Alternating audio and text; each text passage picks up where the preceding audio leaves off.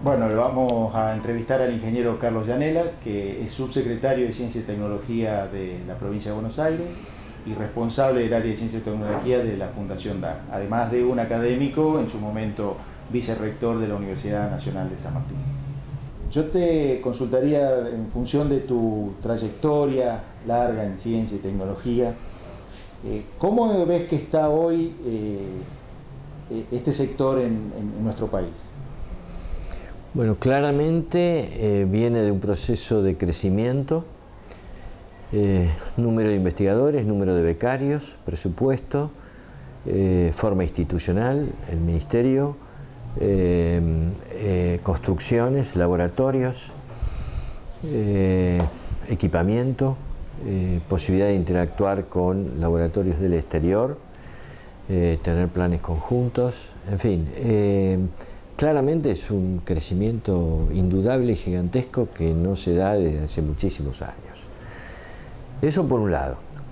Por el otro lado podemos decir que ha aumentado el número de publicaciones que nuestros investigadores hacen en el mundo en revistas de impacto.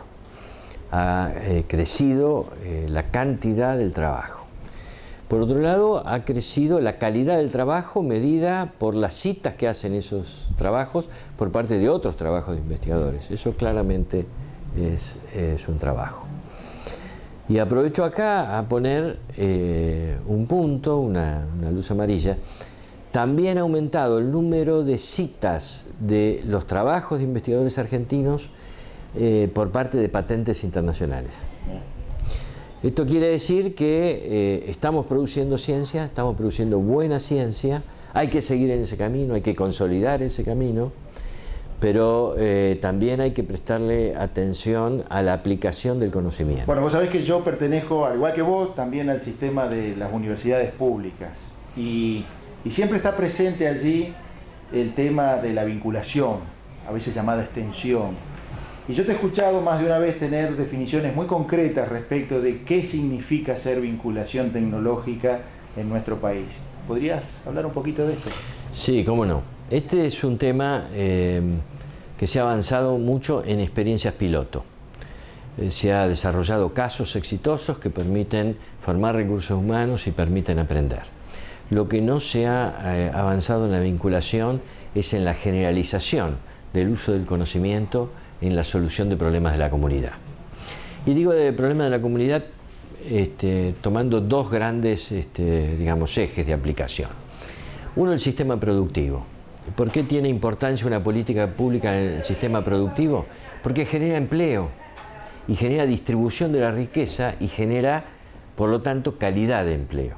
Entonces, que el sector productivo sea competitivo a nivel internacional, pueda exportar, aumenten las exportaciones de valor agregado, tiene un sentido en la generación de riqueza, ingresan dólares, no solamente de la producción primaria, sino también en la producción de industria y servicios, por lo tanto cambia la matriz productiva, cambia el equilibrio económico, social y político en el país, por un lado, pero por otro lado cambia la distribución de la riqueza.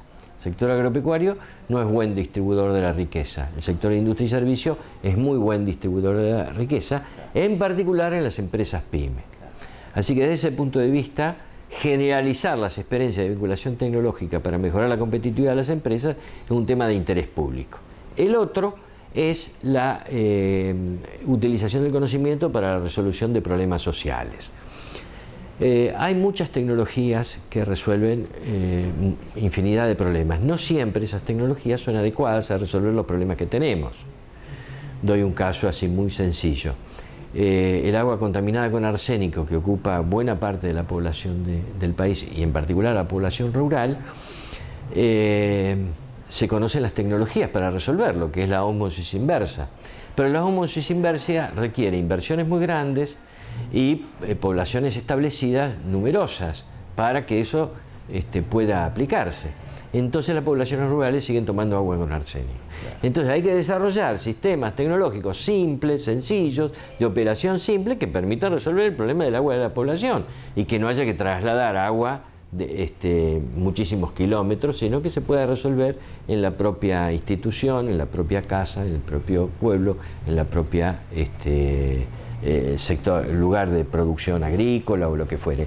Y eso es una aplicación de conocimiento a los problemas propios.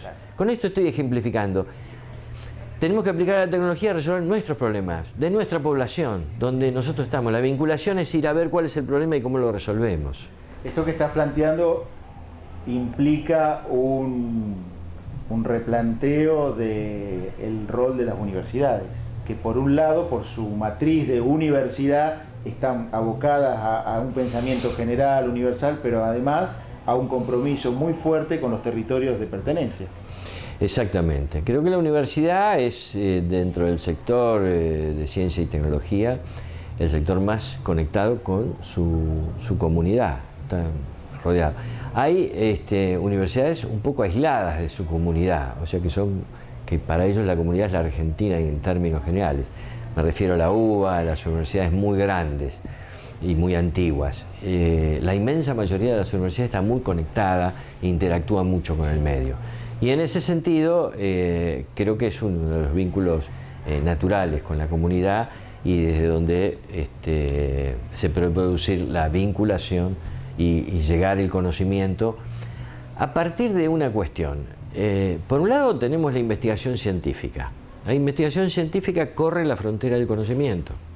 Entonces trabaja dentro, endogámicamente, trabajan colega con colega.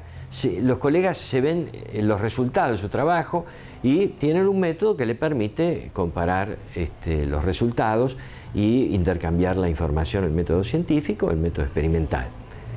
Pero el desarrollo tecnológico y la innovación productiva funcionan con otra lógica, que es problema-solución. Entonces, yo tengo un problema, ¿cómo lo resuelvo? Entonces ahí aplico el conocimiento a resolverlo. Y solo cuando no me alcanza el conocimiento, hago un desarrollo. O sea, desarrollo tecnológico e innovación productiva también producen conocimiento como la ciencia. Pero el eje no es la producción de conocimiento, sino la resolución. Y entonces ahí tengo que aprender a interactuar con la comunidad por el problema, pero también con los ingenieros.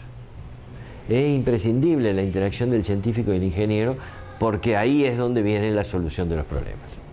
Carlos, una última pregunta. Estamos a días de un acontecimiento histórico en la democracia recuperada argentina, que es un balotaje para la elección presidencial. Desafíos del sector a futuro y riesgos, si es que se lo puede plantear en esos términos, ante un resultado u otro en las elecciones presidenciales.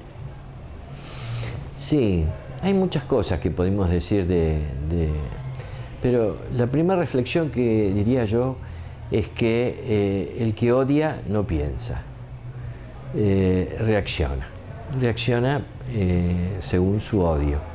Entonces reacciona siempre negativamente a lo que odia y no está reflexionando sobre lo que sucede. A mí me gustaría hablar, no es la mayoría de ninguna manera, pero convengamos que se estimula que exista ese odio. Yo quisiera que cada uno reflexione cuál es el país que quiere, ¿sí? Porque si yo quiero un país que para resolver el problema de la inflación va a abrir la economía, va a traer productos importados, entonces nos va a dejar sin trabajo, experiencia que ya pasamos, a mí me parece que es peor el remedio que la enfermedad, hay que buscar otros caminos. Sí, para mí, para resolver el problema del financiamiento del país, lo único que sirve es tomar deuda y después tenemos que trabajar todos solo para pagar la deuda, que es otra experiencia hecha, me parece peor el remedio que la enfermedad. Entonces no se trata de, digamos, que se puede hacer las cosas de una o de otra manera. No, se cumple con un objetivo o con el otro objetivo. Si yo quiero un país que sea para todos los argentinos, que tengan trabajo, que tengan calidad de vida los argentinos, tengo que insistir en las soluciones que permiten ese rumbo, con sus errores, con sus defectos, con sus fallas, pero ese camino. El otro camino, por más que se haga bien y cuanto mejor se haga, peor. ¿Por qué? Porque me va a llevar a un país de pocos, me va a llevar a un país de ricos y pobres, me va a llevar a un país sin trabajo, me va a llevar a un país donde en definitiva es un país agroexportador, un país que ni siquiera se hace cargo de la inmigración que trajo para la producción agropecuaria, porque contiene el 40% de la población, el 30%, la tercera parte de la población, con la riqueza que produce y distribuye. Y las otras 2/3 partes, que son los hijos de los inmigrantes y los nativos del país, sus hijos, que somos nosotros, quedamos fuera de eso. Porque eso es lo que estamos incluidos a través de la industria y servicios. Entonces, concebir un país de una manera, con una inclusión de todos, o con solamente la variable macroeconómica, resolver solamente la variable macroeconómica, nos afecta. Entonces tendríamos que reflexionar, y cada uno tendría que reflexionar qué es lo que quiere. Siempre sucede que después de haber salido del infierno y después de un tiempo de un duro esfuerzo, donde hay una política pública que con esfuerzo personal ha logrado una mejora en esas familias. Está bien el esfuerzo personal, pero ha sido una política pública que ha permitido que ese esfuerzo personal fructifique y no se dedique solamente a sobrevivir, sino a mejorar, a darle educación a sus hijos, a tener una mejor condición. Él tiene que elegir el mejor camino para seguir haciendo eso. No podemos decir, bueno, yo ya llegué, ya está, mi familia ya está, entonces resolvamos las cosas que me incluyan solamente a mí. No, necesitamos todavía hacer un esfuerzo que nos incluya a todos. Porque esa es la condición para ser un país desarrollado. Exacto. No hay un país desarrollado con unos pocos. No existe país desarrollado que tenga unos pocos en el país desarrollado y el resto pobres. Necesitamos estar todo el país desarrollado. Europa es una prueba de eso. Cada vez que Europa era un país de ricos y pobres, los pobres emigraron. Parte de nuestros padres, nuestros abuelos, bisabuelos ya en muchos casos. Pero el tema, después de eso, Europa hizo una política de inclusión social. Nosotros, con una política de inclusión social, vamos a poder ser un país desarrollado. Fuera de eso, no vamos a ser un país desarrollado. Entonces, si queremos ser un país mejor para nosotros, para nuestros hijos, tenemos que seguir ese camino del desarrollo, ese camino. Y el desarrollo no es competitividad en base a salarios bajos. No es lo mismo ser competitivo que ser desarrollado. Ser competitivo se puede ser con salarios bajos, con salarios para competir con los países africanos o algunos países asiáticos. No, ser un país desarrollado significa altos salarios, buena calidad de vida, buenos trabajos, buena educación. Y tenemos muchísimo todavía por hacer, falta muchísimo en ese camino. Bueno, eso es lo que queremos ser, un país desarrollado. Construyámoslo, no nos lo van a regalar, lo tenemos que hacer nosotros con nuestro esfuerzo y con las políticas públicas que permiten que eso se haga. Muy bien, muchas gracias Carlos por esta contribución que creo que sirve para las reflexiones que tenemos que dar en los ámbitos académicos y en las universidades, porque nuestros sujetos son los jóvenes. Y muchos jóvenes no vivieron a lo mejor las experiencias que nosotros sí hemos atravesado, que sabemos del enorme riesgo que pueden implicar volver atrás, ¿no? Y creo que tus palabras son claras en ese sentido. El desarrollo implica la sociedad dentro, con bienestar, con derechos garantizados y no en función de dualidades o de partir que impliquen que a algunos le vaya muy bien, pero a costa que a otra mayoría le vaya mal, ¿no? Bueno, muchas gracias.